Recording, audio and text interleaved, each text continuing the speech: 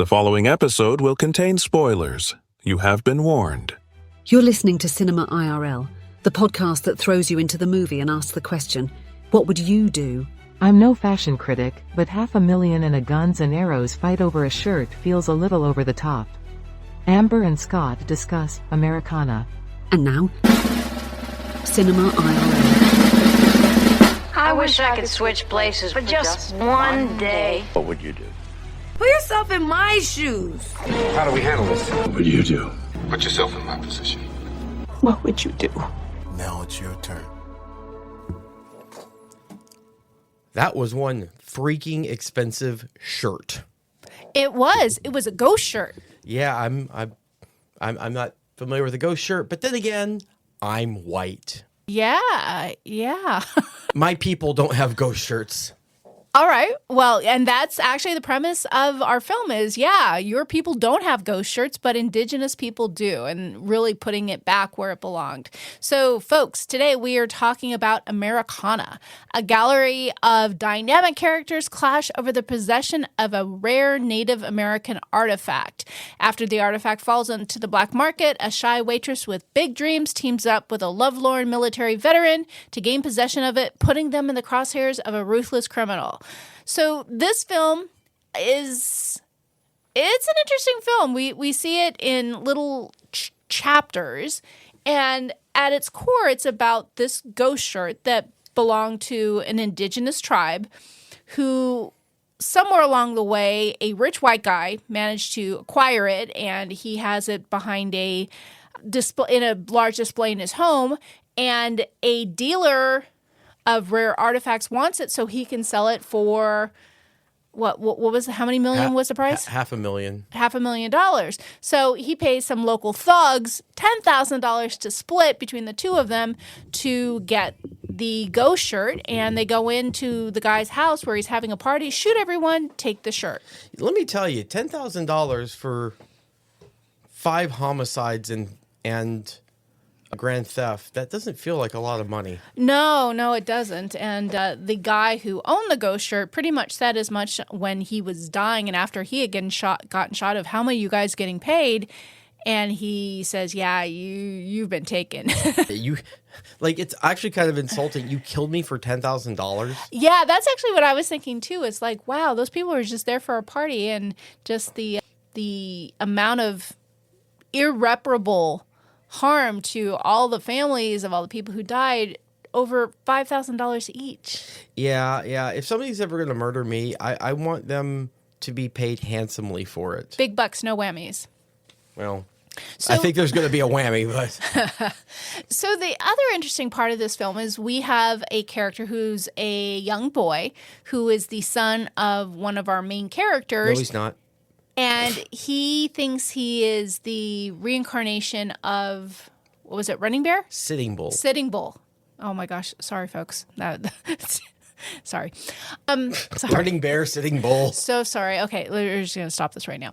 So he is very obsessed with Native American culture, and he wears not a headdress, but a headband? Yeah. And one of the Native Americans in the film kind of makes a joke about appropriation, but he basically disowns his mom because she's just a white woman, and he truly acts and believes as though he is Native American history. Dude was all in. Yeah. It was like, if they gave awards to young actors, I think he deserved an award because he was so enjoyable. Yeah, he was just stone-faced on the whole thing. This is who I am. Yeah. I don't care what's going on around me. This is who I am. Yeah. Yeah, no, he was a good little actor. So the main part of the film revolves around this ghost shirt and when it's stolen, and then additional people getting killed and other people wanting to sell it, and then people trying to steal it from the people who are selling it and people trying to get it back, and everyone vying and doing lots of things to get ownership of this ghost shirt, either for their own culture or for the payout, and chaos and murder ensues. So much chaos, so much murder. Yeah, so one of our main characters is a waitress, and she kind of falls into the information that there's something going on and enlists the help of one of her patrons and decides that they want to steal the ghost shirt from the people who stole the ghost shirt. Yeah, the waitress had good genes and a bad stammer. Yeah, but she had a beautiful singing voice. And one of the things that I always find interesting about speech impediments of any sort is, I don't know if it's all the time that this happens, but they don't materialize in singing. No, they don't. And it has a lot to do with just stammer is far more mental than anything. It's often when you're trying to get the words and you are just kind of like pausing and freezing. It's an anxiety type reflex, and singing tends to get around that. Yeah, and there are several people that I actually know who stuttered as children and managed to get past it. So it certainly is something that with some work and determination can be overcome. But Penny Jo, our waitress, enlists this guy, Lefty, and they basically follow the robbers and actually who get killed. Kind of the other way around, wasn't it? Oh, no, I guess she heard about it. And then he did research, and he found out how much it was worth and then wanted to go get it.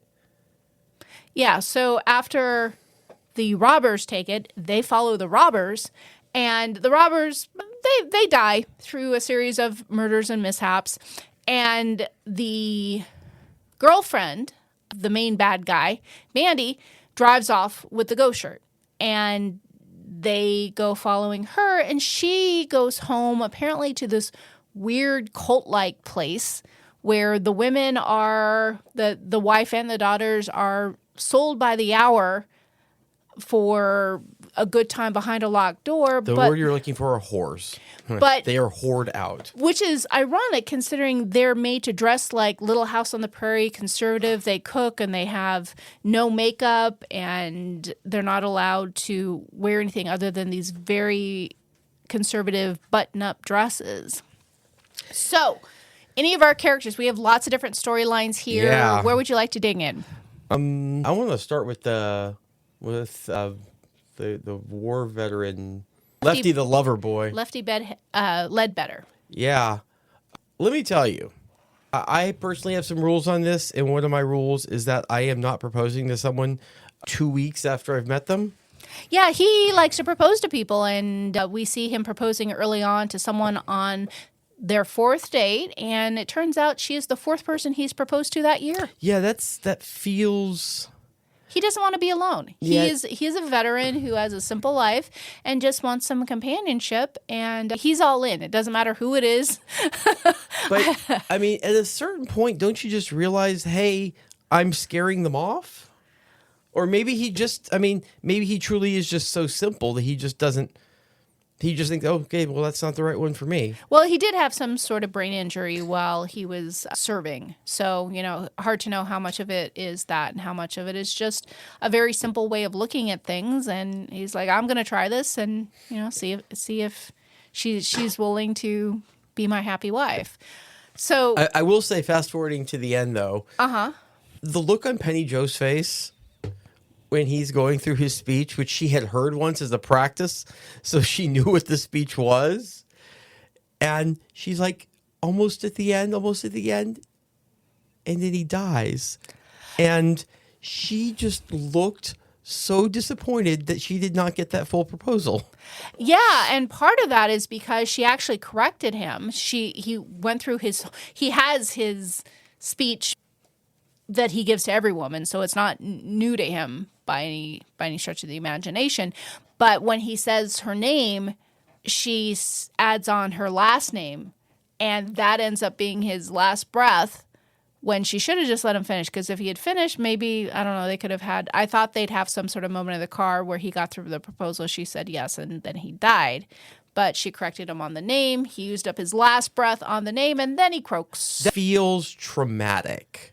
If Yeah. someone dies mid-proposal to you, I mean, do you get marked at that point? Like, yeah, don't propose to that one. The last one who proposed to her died mid-proposal. Well, I don't know if that transfers.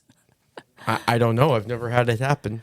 Yeah. So, what would you do with Penny Joe? Is interesting because she's out late one night having a good time with Lefty, and she comes home, and I don't know if she's living with her mom or if that's an aunt or some other relative who comes up, basically says, "Where have you been? You need to go to work in the morning," and mocks her stuttering.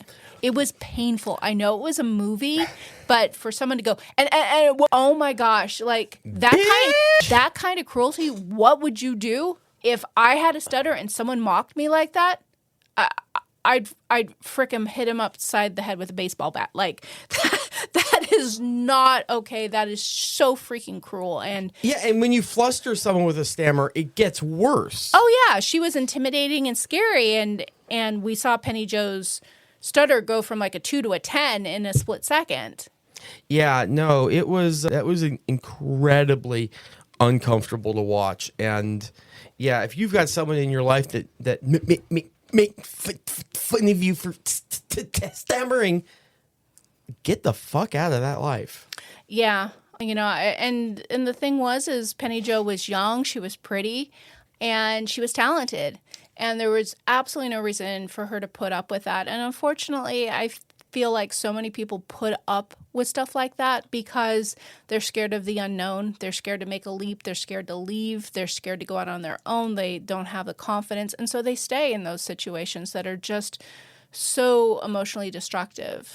Yeah. And speaking of families in Wyoming, it's pretty much the same thing there. Like those women. What are you talking about? As we move to the compound. Oh, okay. Those women, like, clearly did not love that particular situation where... Yeah, Mandy goes back to her family, and she managed to escape somewhere along the way and didn't bring any of them, and they're still there being locked in the room with some random guy still making bread and serving food and giving massages on demand in their Laura Ingalls dresses. Yeah, and... I was glad their dad died. That was nice. Yeah. See, here's the thing. Listen. Okay, I can understand having some conservative values and having the extreme gender roles. I don't agree with it whatsoever, but I can kind of understand it. But if you're in a situation where you have got a bunch of what are we calling it? Indigenous gang members, basically the Indian Panthers, assaulting you. Yeah, they were the Native American version of the Black Panthers, basically. According to them, that's what they were. Yeah. So, if they're attacking you, you don't, like, put up a lot of muster over, like, if one of the women wants to grab a gun to defend themselves, like, to the point that you turn your guns on them.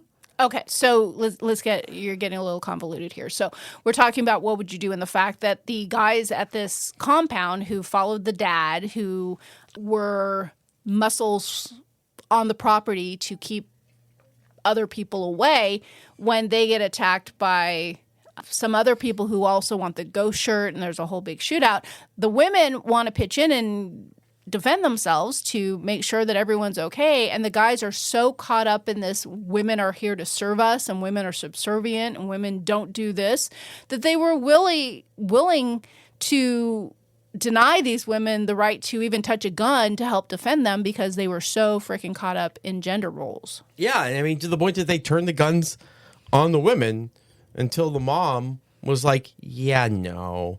And yeah, it was nice to see those women who had been oppressed actually turn on some of those oppressors that had been keeping them on that property and keeping others away.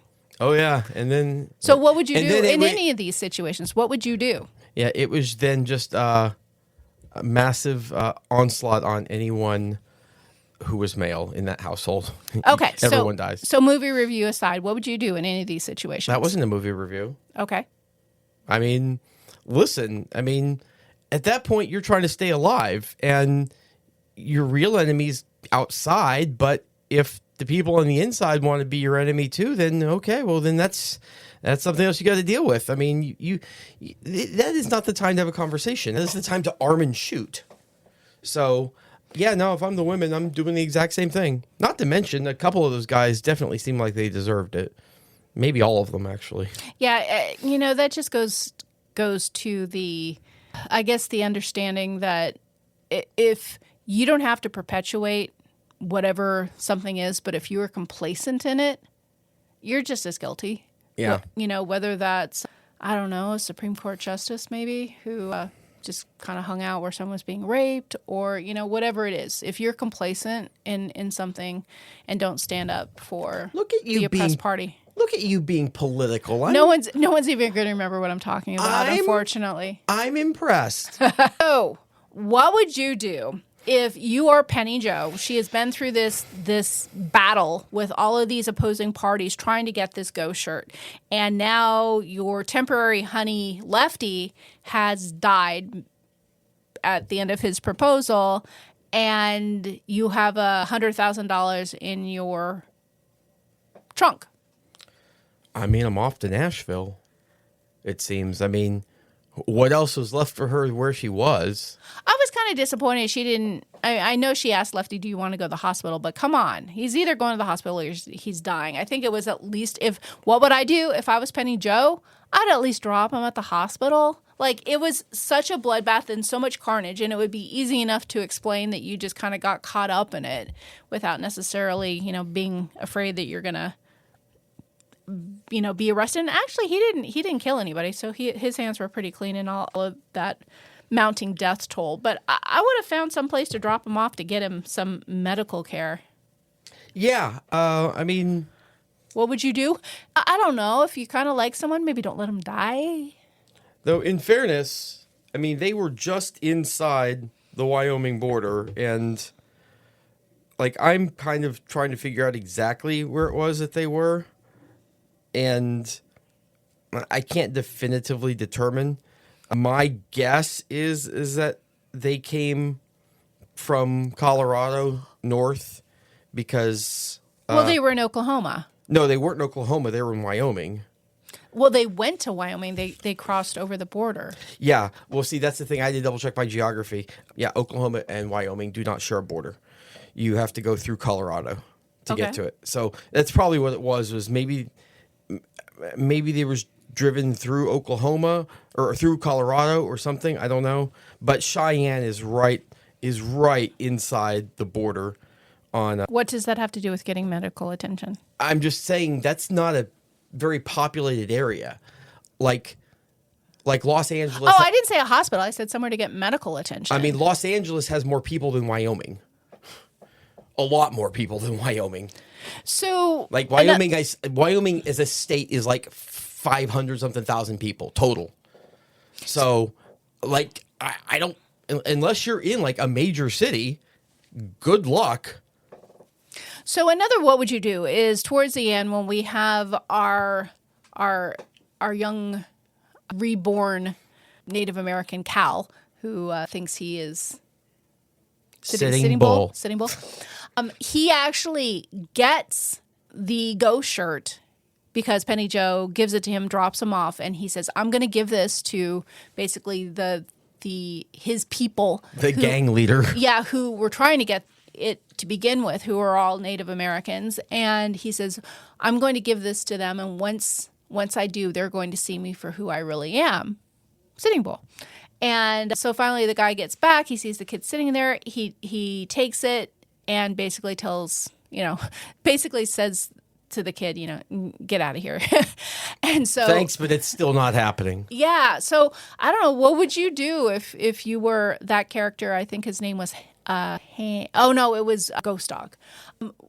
What would you do if a kid actually, after everything and after the body count and the shootouts or whatever, was sitting on your front stoop with what it was that you were trying to get?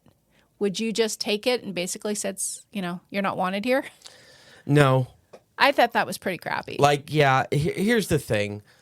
I understand you have ethnicity and stuff like that and appropriation, but at a certain point, you've got to say, okay, well, yeah, this kid's not the incarnation of Sitting Bull, but he's obviously incredibly respectful of our culture.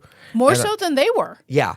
And if he went through all of that and still brought me back this artifact, you know what? Let's let's at least bring the kid in for the night. Let's it was night. He had gone through a shootout. And he was literally like the only one left.